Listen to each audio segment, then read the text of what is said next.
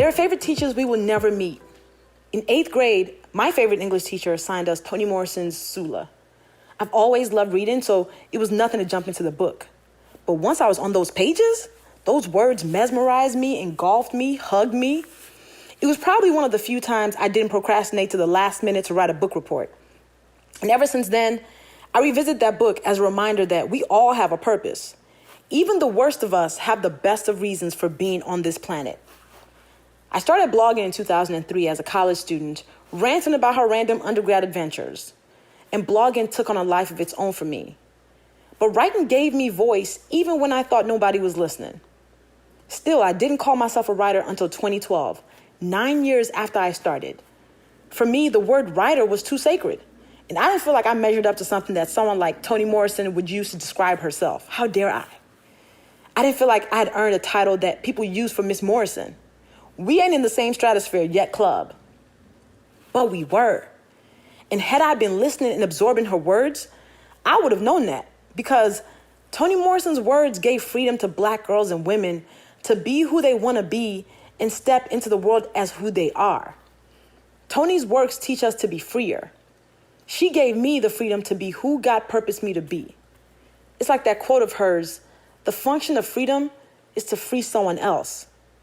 Toni Morrison freed me. I can be courageous with my words because this giant wielded a sword with hers.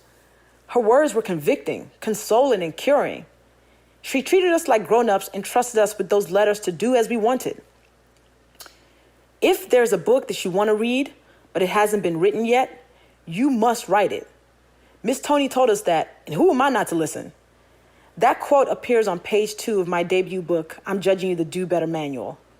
Her words have literally been life's instructions for me. I took them to heart. Toni Morrison was unabashedly a truth teller. Beyond her works, her interviews showed how this woman dropped constant gems and words to challenge a world that didn't check itself often.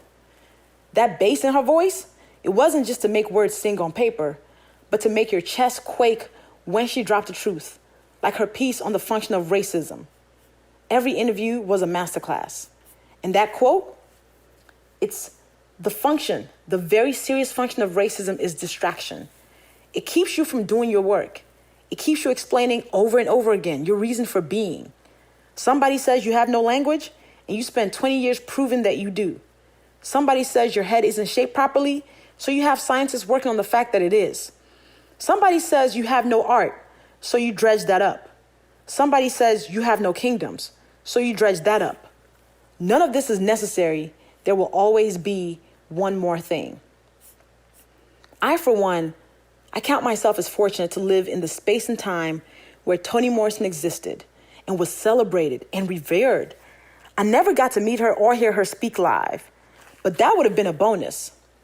I feel content because what more do I need from the woman who gave me permission to be myself and to follow the crooked purpose of wordsmithing? In the moments when I feel lazy or when I wonder whether words matter, all I need to do is pull up a Morrison prose. All I need to do is recall how Sula feels like a person I know. All I need to do is read something about how Song of Solomon gave someone wings. Do words matter? Toni Morrison's life and legacy is uncompromising proof that words don't just matter, but they breathe and sing and soar. And those of us who write must write loudly to the rafters. The stages we're given, they're temporary.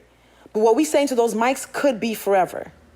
Toni Morrison taught me that you can be Black, you can be a woman, you can be gifted, and you can be celebrated and receive your roses while you are still here. She's gone, but her words are immortal, and long may her work reign. We hail you, Queen, 88 years on this earth, and your work is done, but your impact is just beginning. That is a life well lived. May we all use our gifts to light up the world. So thank you, Toni, for affirming this Black girl. The world is less brilliant today, but the world is more than lucky to have had you. I say she's Toni Morrison, first of her name, architect of words, acclaimed author, teller of truths, shifter of culture, netter of Nobel Prize, writing Domino, legendary laureate, the people's professor. May she rest in peace and power.